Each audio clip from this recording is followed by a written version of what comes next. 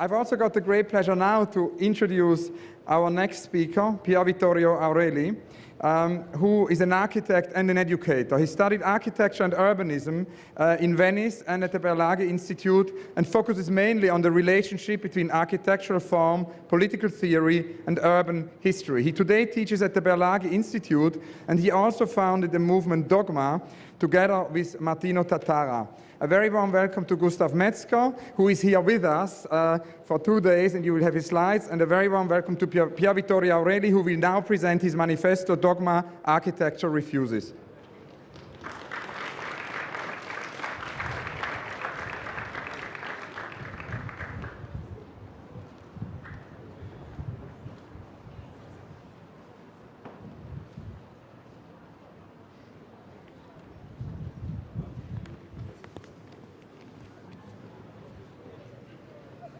The manifesto I'm going to read, actually, it's a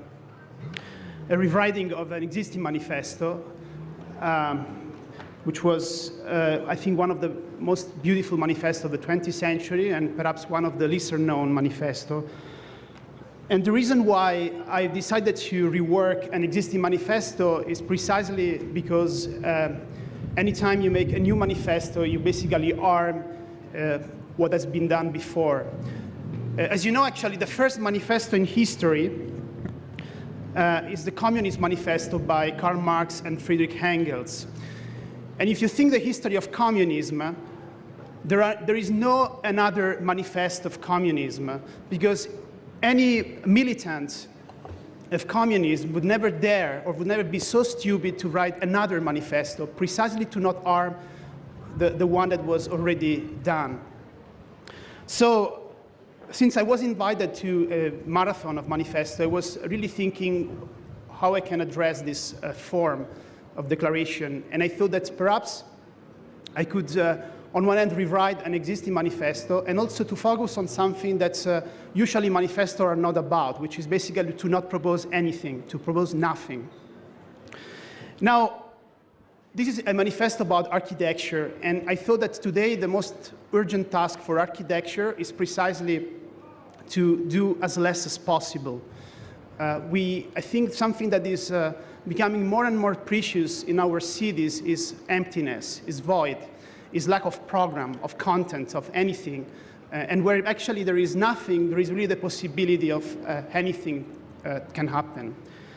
So what I'm going to read now is a manifesto not on something that it's projected forward, but something that looked to the history, actually, of architecture, not as an accumulation of things, but really as an attempt to clean, to leave out things. And in fact, the kind of paradox of this manifesto will be that it will not project itself towards the future, but in order to free the future from any identity or any constraint, is going to basically look back to what has been before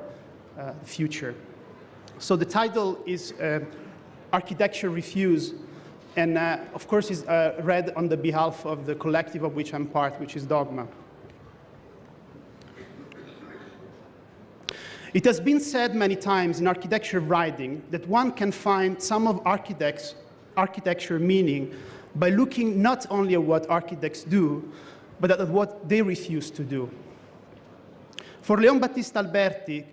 no Gothic cathedrals, no castles, no arches and columns, no complicated decorative patterns, no irregular plans, no urban fantasies, no architectural literacy, no building spontaneity, no vernacular, no word beyond our word. For Etienne Louis Bullet, no Baroque, no Rococo, no architectural orders on the facade, no social orders, no capriccios, no pastiche, no antiquities, no frescoes, no statue, no prints, no complicated forms, no aristocracy, no asymmetry, no history, no decorative excess, no elitism, no hidden mechanism. For Jean-Nicolas Louis Durand, no poché, no complicated shapes, no value-free composition, no improvisation, no complicated spaces, no complicated buildings, no decoration at all, no creativity for the sake of creativity, no absurdities, no picturesque, no surprise, no social hierarchies, no archaeology, no representation, no figuration, no negation, no authorship, no meaning.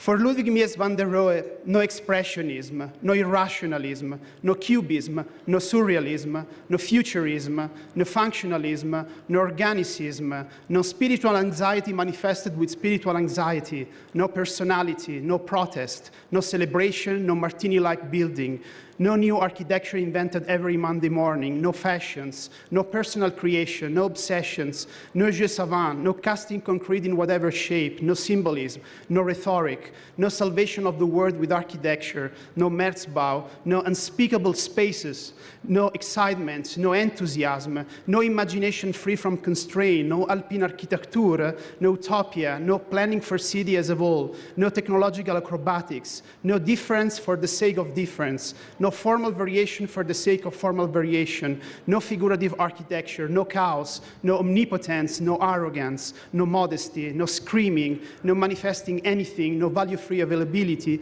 no anything goes, no more.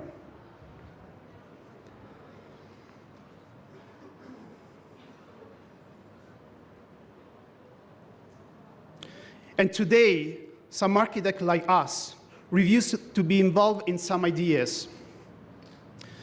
For us, no complexities, no contradictions, no learning from Las Vegas, no college cities, no diagrams, no icons, no data, no programs, no mapping, no statistics, no content, no research, no branding, no blobs, no parametric formalism, no icons, no iconic buildings, no networks, no Photoshop, no logos, no websites, no blogs, no Form Z, no 3D Max, no Maya, no Katia, no biomorphic design, no shapes, no non-standard architecture, no towers, no Guggenheims, no Archistars, no avant-garde, no neo-avant-garde, no new neo-avant-garde, no anti-avant-garde, no think tanks, no biennale activism, no fake bottom-up, we work for the people, no architects as social entrepreneur, no architects as political opinionist, no architect as social opinionist, no architect as cultural opinionist, no architect as biennale monkeys, no architecture as art, no architects as artists, no